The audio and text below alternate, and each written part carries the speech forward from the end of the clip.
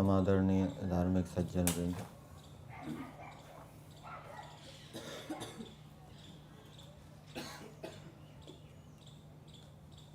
जैसे अच्छे दिनों की कामना करने वाला व्यक्ति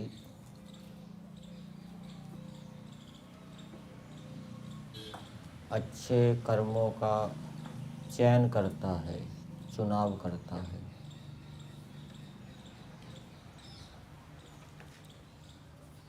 वैसे ही परमेश्वर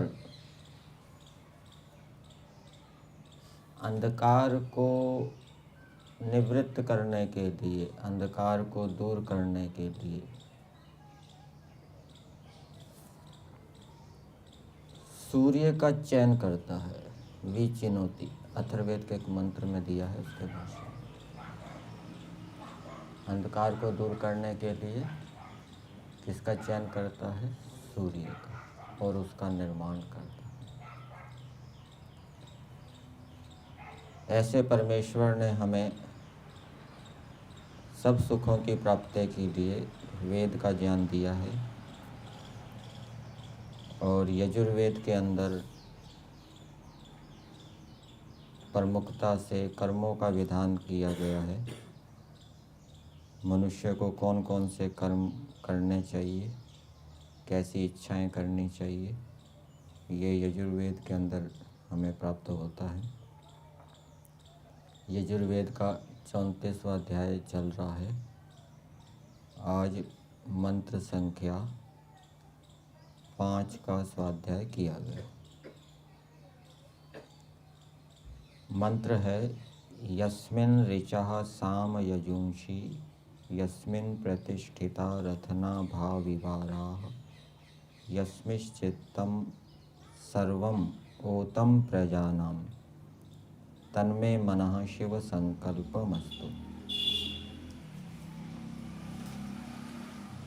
मंत्र का विषय है मन, देवता, और इस मंत्र की भूमिका में दिया है कि हम मन को वश में करने का विषय, मन को कैसे वश में करें, वो इस मंत्र की भूमिका में है। मन को वश में कैसे करना है वो हमको इसके भावार्थ में मिलेगा। भावार्थ के अंत में पंक्ति दी है, मन का अर्थ अंतःकरण लेना है। उस अंतःकरण को विद्या और धर्म के आचरण से पवित्र करो या वश में करो या शुद्ध करो। तो जब मनुष्य धर्म का आचरण करता है उससे उसका मन वश में आता है, और मन के वश में आने पर वो जिस भी लक्ष्य को प्राप्त करना चाहता है उस लक्ष्य को प्राप्त कर लेता है। और विद्या से भी मन वश में आता है। भोजन के विषय में हमारी ठीक जानकारी नहीं है तो भोग में प्रवृत्ति होगी। कुछ पदार्थ भारी होते हैं, कुछ पदार्थ हल्के होते हैं, कुछ पदार्थ हमारी प्रकृति के अनुकूल होते हैं, कुछ प्रतिकूल होते हैं। ये सारी जानकारियाँ नहीं है तो कोई विशेष भोजन सामने आ जाए और ये पता ना हो कि ये भारी है या हल्का है, मेरे अनुकूल है या प्रतिकूल है, तो जीवात्मा तो सुख चाहता है, वो उसको सुख लेने की दृष्टि से अनावश्यक रूप से सेवन कर लेगा। लेकिन जो विद्या से युक्त है, जिसको पता है कि ये भोजन लाभकारी कब होता है, हानिकारक कब होता है, तो वो फिर उसका विचार करके सेवन करेगा। मान लीजिए किसी को डायबिटीज़ है और उसके सामने कोई मीठा भोजन रख दिया जाए तो उसको पता है कि ये मीठा भोजन शुगर को बढ़ाएगा, मेरे लिए हानिकारक होगा, उसके पास विद्या है, तो वो अपने मन को वश में कर लेगा। और जिसको ये पता नहीं है कि ये भोजन मेरे लिए लाभकारी है या हानिकारक है, वो अपने मन को वश में नहीं रख पाएगा। ये एक उदाहरण दिया है भोजन के विषय में। और भी अनेक विषय होते हैं, उन विषयों में हमारा यथार्थ ज्ञान है, विद्या है, तो हम मन को वश में कर पाएंगे, ठीक चला पाएंगे। पुरुषार्थ हमें करना है मन को पवित्र करने के लिए, और फिर आगे परमेश्वर उस मन को पवित्र करता है, उसमें सहायता करता है। अथर्ववेद के अंदर एक मंत्र दिया है, वहाँ पर बैल का दृष्टांत दिया गया है। वृषा न क्रुधा पतयत रजः, ये मंत्र के प्रारंभिक पद है। तो इसके अर्थ में दिया है कि जैसे क्रुद्ध बैल मिट्टी को खोदता है, उखाड़ता है, वैसे ही परमेश्वर पतयत रजः, इंद्रियों के जो रजोगुण हैं उसको गिरा देता है, अर्थात इंद्रियों को सात्विक बना देता है। एक साधन इंद्रियों को पवित्र करने का बताया है सत्यार्थ प्रकाश के तीसरे समोल्लास में। कौन सा साधन बताया है? दह्यन्ते धमायमानानां धातूनां च यथा मला तथेन्द्रियाणां दह्यन्ते दोषः प्राणस्य निग्रह। मतलब कि प्राणायाम आदि साधनों का अनुष्ठान तो मनुष्य को करना पड़ेगा इंद्रियों को शुद्ध करने के लिए, पवित्र करने के लिए। फिर आगे ईश्वर इंद्रियों को पवित्र करता है, उनके अंदर जो रजोगुण है उनको दबा देता है और सत्व गुण को उभारता है। एक तटस्थ लक्षण होता है, एक स्वरूप लक्षण होता है। प्रस्तुत मंत्र के अंदर मन का तटस्थ लक्षण दिया गया है। मन के अपने गुणों के माध्यम से उसका वर्णन करना क्या कहलाता है? स्वरूप लक्षण। मन का स्वरूप लक्षण क्या होगा? जैसे मन अणु है, जड़ है, ठीक है ना, ये मन का स्वरूप लक्षण, उसके अपने गुणों के माध्यम से उसका वर्णन करना। जैसे ईश्वर का स्वरूप लक्षण क्या हो जाएगा? ईश्वर चेतन है, सर्वव्यापक है, ये ईश्वर का स्वरूप लक्षण हो जाएगा। और ईश्वर का तटस्थ लक्षण क्या हो जाएगा? दूसरे पदार्थ के माध्यम से ईश्वर का वर्णन करना। ईश्वर सृष्टि को बनाता है, सृष्टि का पालन करता है, सृष्टि के माध्यम से वर्णन कर रहे हैं। जीवात्माओं के माध्यम से ईश्वर का वर्णन कर रहे हैं, जीवात्माओं के कर्मों का हिसाब रखता है, फल देता है। ये ईश्वर का तटस्थ लक्षण हो गया। तो यहाँ पर मंत्र में मन का तटस्थ लक्षण दिया है, वेदों के माध्यम से मन का वर्णन किया जा रहा है।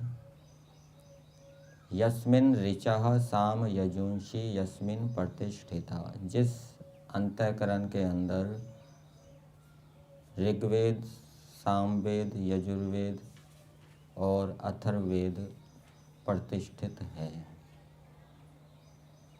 इसका मतलब ये नहीं है कि हर समय मन के अंदर वेदों का ज्ञान विद्यमान रहता है। बहुत से मनुष्य आपको ऐसे विचार वाले मिलेंगे जो ये कहेंगे कि चारों वेद तो अंदर हैं हमारे। तो इसका अर्थ क्या लेना चाहिए? मन के अंदर ऐसा सामर्थ्य है जिससे कि वो चारों वेदों के ज्ञान को प्राप्त कर सकता है। ऐसे सामर्थ्य को मनुष्यों को प्राप्त करना चाहिए।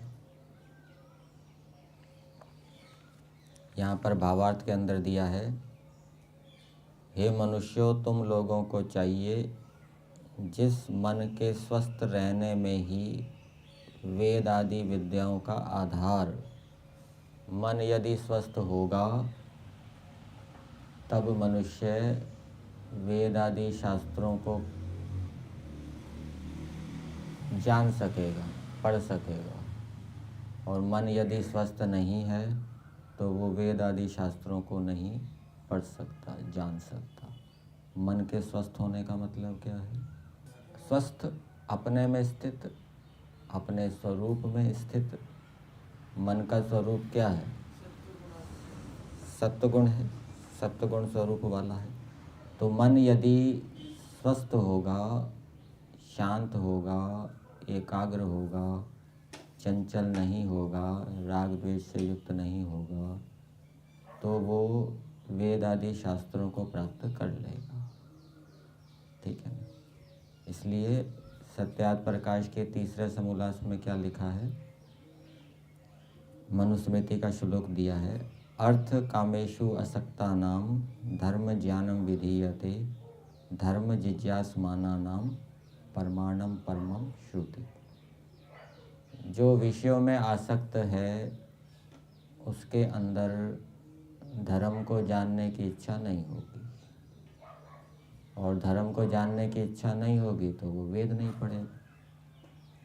और जो विषयों में आसक्त नहीं है उसके अंदर धर्म को जानने की इच्छा होगी, और वो धर्म को जानने के लिए धर्म जिज्ञासमाना नाम परमाणम परमम श्रुति, वो वेद को पढ़ेगा, वेदादि शास्त्रों को पढ़ेगा।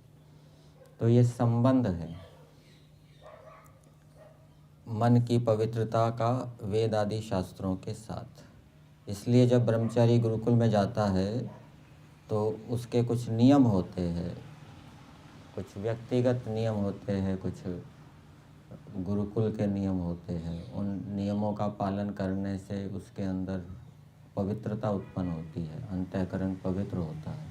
अंतःकरण पवित्र होने से उसमें शास्त्रों को, वेद आदि शास्त्रों को जानने की इच्छा उत्पन्न होती है। और जितनी अधिक पवित्रता होगी उतनी अधिक जिज्ञासा वृत्ति होगी, उतना शीघ्र वो शास्त्रों को पढ़ लेगा। और जिसका जितना चित्त मलिन होगा उसको उतना शास्त्रों को पढ़ने में देर लगेगी, या वो शास्त्रों को पढ़ ही नहीं पाएगा, शास्त्रों को पढ़ने की रुचि नहीं होगी। तो ये है यस्मिन ऋचः साम यजुंषि यस्मिन प्रतिष्ठिता। अर्थात परमेश्वर इस मंत्र के माध्यम से मनुष्यों को उपदेश दे रहे हैं कि हे मनुष्यों, मैंने जो तुमको मन दिया है, इस मन को यदि तुम स्वस्थ रखोगे तो तुम वेद आदि शास्त्रों के ज्ञान को प्राप्त कर सकते हो। अर्थात वेद आदि शास्त्रों के ज्ञान को प्राप्त करो इस मन रूपी साधन को स्वस्थ रखते हुए। और इस मन के अंदर चारों वेद कैसे स्थित हैं उसको एक उपमा से दिया है, रथ नाभौ इव आरः। जैसे रथ की नाभि में अरे जुड़े होते हैं, रथ से मतलब पहिया, रथ का जो पहिया है उसकी नाभि में अरे जुड़े होते हैं, वैसे ही मन के अंदर वेद स्थित होता है। यहाँ पर नाभि की तुलना करेंगे मन से और अरों की तुलना करेंगे। अरे किसके समान है? चार वेदों के समान है या ज्ञान के समान है। और मन किसके समान है? नाभि के समान है। जैसे नाभि में अरे जुड़े होते हैं, अरे उसमें स्थित होते हैं, वैसे ही मन के अंदर चारों वेद स्थित हैं, मतलब कि उनको प्राप्त करने का सामर्थ्य उसके अंदर विद्यमान है। और यही बात सत्यार्थ प्रकाश की भूमिका में दी है, वहाँ जीवात्मा के विषय में बताया है। क्या बताया? मनुष्य का आत्मा सत्य और असत्य को जानने वाला है। यहाँ जानने वाले का क्या अर्थ समझना चाहिए? मनुष्य यदि सत्य और असत्य को जानने वाला है तो फिर विद्वानों के पास जाने की आवश्यकता क्यों है? वेद आदि शास्त्रों को पढ़ने की आवश्यकता क्यों है? वो तो जानता ही है। तो वहाँ जानने वाले का अर्थ क्या किया है? मनुष्य के अंदर सत्य असत्य को जानने का सामर्थ्य है, ठीक है ना। और उस सामर्थ्य से, उस सामर्थ्य का प्रयोग करते हुए शास्त्रों को पढ़ के, विद्वानों का संग करके वो सत्य असत्य को जान सकता है। फिर आगे दूसरी बात बताई, यस्मिश्चित्तम सर्वम ओतम प्रजानम, जिस मन के अंदर चित्तम, चित्तम का अर्थ दिया है सर्व पदार्थ विषय ज्ञानम, सर्व सभी पदार्थों से संबंधित, सभी पदार्थों के विषय वाला जो ज्ञान है, जिस मन के अंदर ओत है। यहाँ पर दूसरी उपमा दी है, जैसे धागा होता है, धागे के ऊपर, धागे में मणियाँ होती है, मणि, सभी मणियों के अंदर धागा ओत रहता है। उसी प्रकार से यहाँ पर दिया है, सूत में मणियों के समान संयुक्त है, सूत में मणियों के समान संयुक्त है। जैसे धागे मणि से युक्त रहते हैं, धागे के ऊपर अनेक धागे, मणियों के अंदर धागे पिरोए जाते हैं ना, मणियों के अंदर धागे पिरोने के बाद एक ही धागा अनेक मणियों से संयुक्त होता है।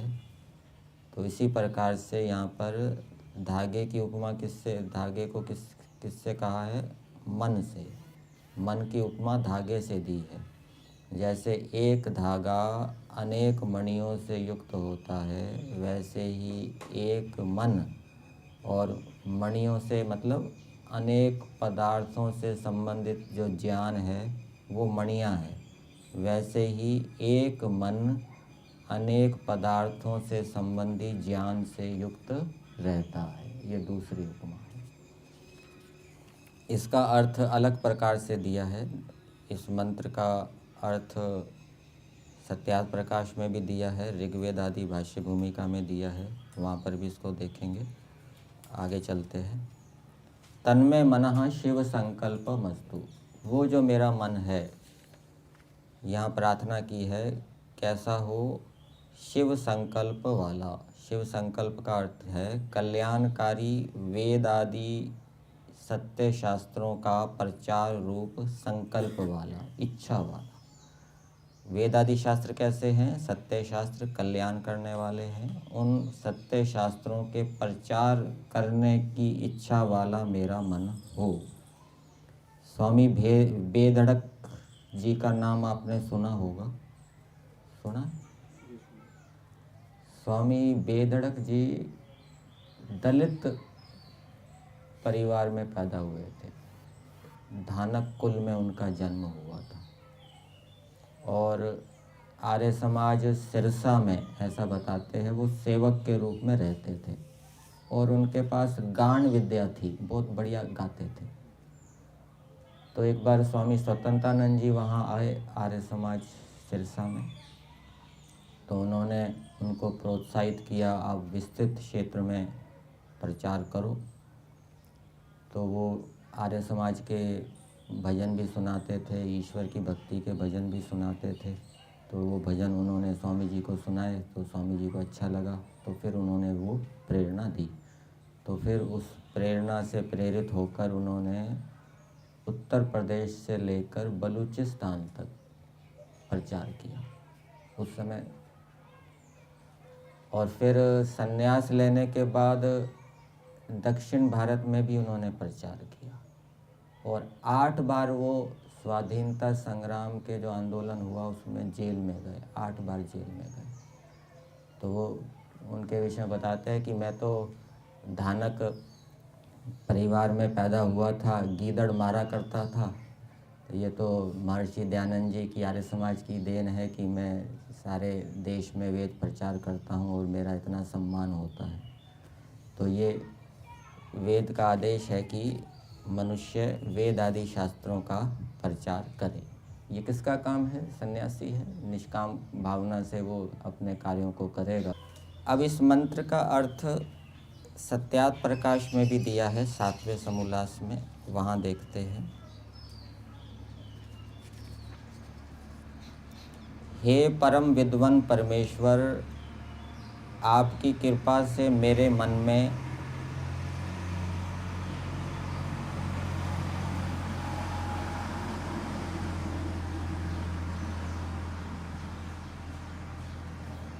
जैसे रथ के मध्य धुरा में आरा लगे रहते हैं, वैसे ऋग्वेद, यजुर्वेद, सामवेद और जिसमें अथर्ववेद भी प्रतिष्ठित होता है, ये तो वेद भाष्य के समान ही है, लेकिन जो दूसरा है उसमें अंतर है। और जिसमें सर्वज्ञ, सर्वव्यापक, प्रजा का साक्षी, चित्त चेतन विदित होता है। वेद भाष्य में क्या अर्थ किया था? सभी पदार्थों का ज्ञान, ठीक है ना, जिसमें संयुक्त रहता है, मतलब कि जिसके माध्यम से हम सभी पदार्थों के ज्ञान को प्राप्त कर सकते हैं। लेकिन यहाँ पर पदार्थों का ज्ञान नहीं लिया, यहाँ पर ईश्वर का अर्थ कर दिया है। उसको इस रूप में समझना चाहिए। यस्मिश्चित्तम सर्वम ओतम प्रजानाम, यहाँ पर विशेषण दिए हैं, जिसमें सर्वज्ञ, सर्वव्यापक, प्रजा का साक्षी, चित्त चेतन विदित होता है। प्रजा का साक्षी कौन है? सर्वव्यापक कौन है? सर्वज्ञ कौन है? ये किसके विशेषण है? सर्वज्ञ ये ईश्वर का विशेषण, सर्वव्यापक ये ईश्वर का विशेषण, प्रजा का साक्षी ये ईश्वर का विशेषण। फिर चित्त, चित्त तो मंत्र के अंदर आया है, यस्मिश् चित्तम, और चित्त को खोल दिया है। चेतन, जो चेतन परमेश्वर है वो विदित होता है। अर्थात अंतःकरण के माध्यम से जिस परमेश्वर ने हमें अंतःकरण दिया है, उस अंतःकरण के माध्यम से हम सर्वज्ञ, सर्वव्यापक परमेश्वर को जान सकते हैं। ठीक है। यहाँ पर मंत्रों के शब्द दिए हैं, सर्वम ओतम प्रजानाम। प्रजानाम का तो यहाँ पर प्रजा का साक्षी है, तो प्रजानाम साक्षी, ये इसके साथ साक्षी शब्द का अध्यार कर दिया होगा। और ओतम से हो जाएगा सर्वव्यापक, ठीक है ना। ओतम से क्या हो जाएगा? सर्वव्यापक। प्रजानाम ये साक्षी, ये अध्यार कर दिया।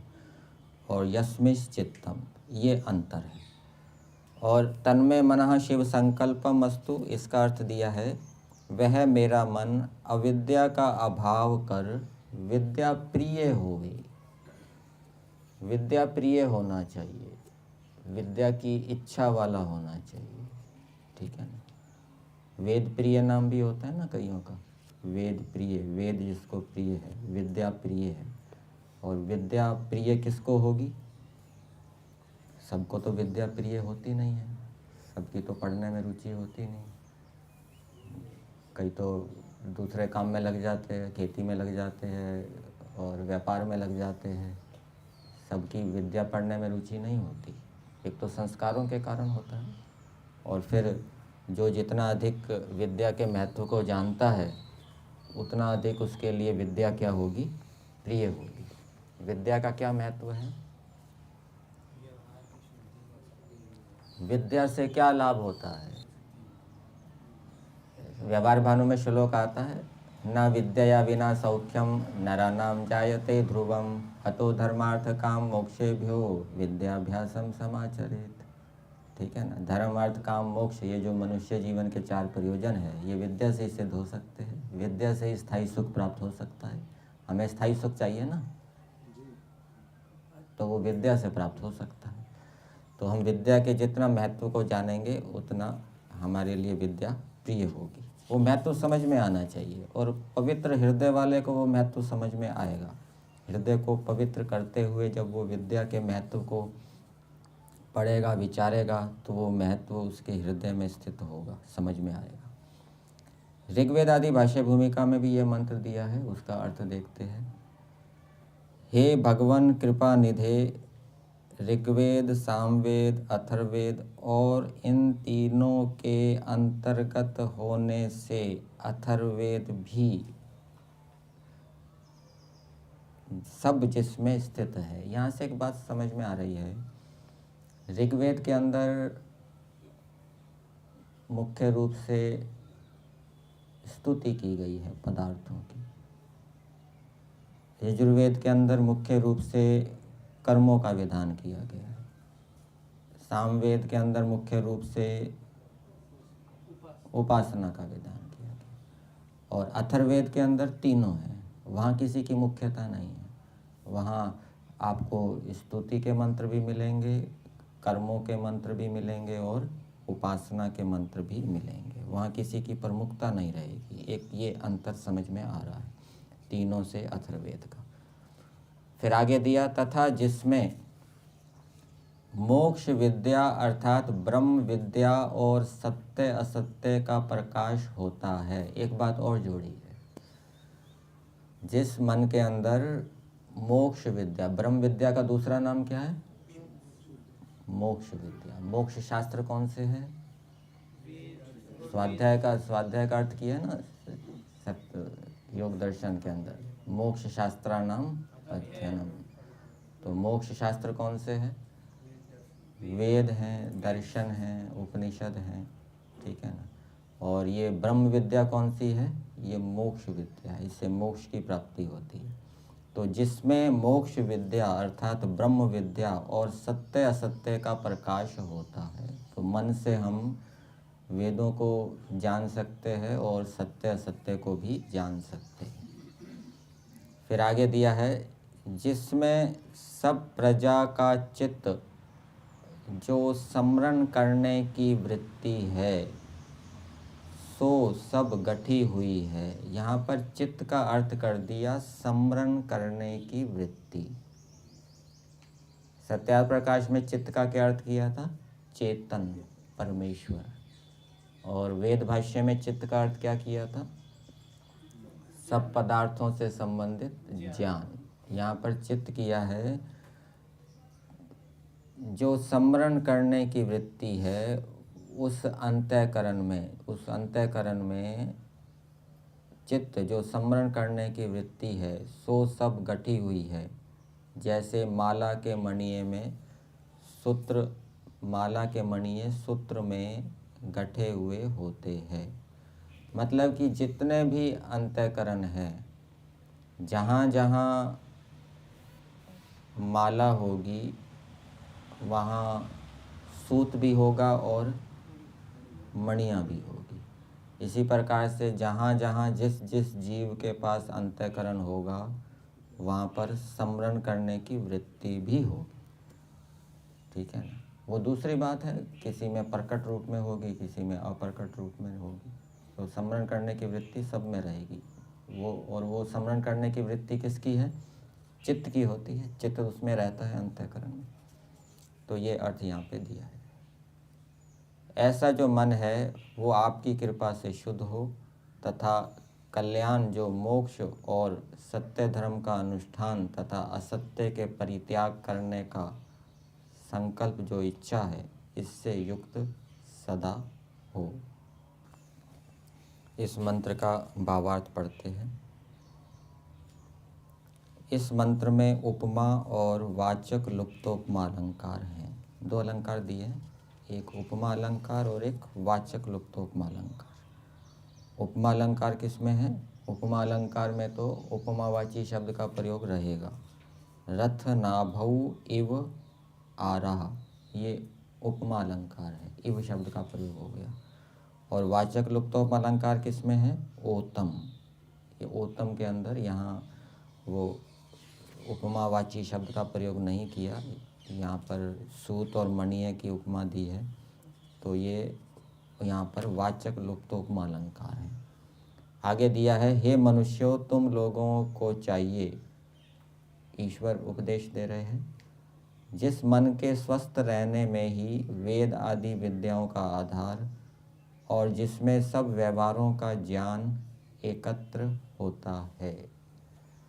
सभी संस्कार किसके ऊपर पड़ते हैं? योग दर्शन के अंदर सूत्र आता है, क्लेश कर्म विपाक आशय अपरामृष्टा पुरुष विशेषा ईश्वरा। और उसके भाष्य में क्या दिया है? ये सभी के सभी ते मनसी वर्तमानः पुरुषे व्यपदिश्यन्ते। तो जितने भी संस्कार हैं वो क्या है? अंतःकरण में रहते हैं। तो जो भी ज्ञान है जिसमें सब व्यवहारों का ज्ञान एकत्र होता है, संस्कारों के रूप में एकत्र होता है। ज्ञान तो क्षणिक है, आपने पढ़ा वो हट गया, लेकिन उसके संस्कार रहेंगे। तो अंतःकरण के अंदर सब ज्ञानों का जो सब ज्ञान संस्कार के रूप में एकत्र रहते हैं, तो उसको हम कभी भी उठा सकते हैं। उस अंतःकरण को विद्या और धर्म के आचरण से पवित्र करो। और मनुस्मृति के श्लोक में क्या दिया है? अद्भिर्गात्राणि शुद्ध्यन्ति मनः सत्येन शुद्ध्यति विद्या तपोभ्याम भूतात्मा बुद्धिर्ज्ञानेन। वहाँ पर तो ये जो दो साधन बताए हैं, विद्या और धर्म का आचरण, विद्या तपोभ्याम, विद्या और तप से आत्मा शुद्ध होता है, वहाँ ये लिखा है। और यहाँ पर लिखा है विद्या और धर्म के आचरण से अंतःकरण को पवित्र करो।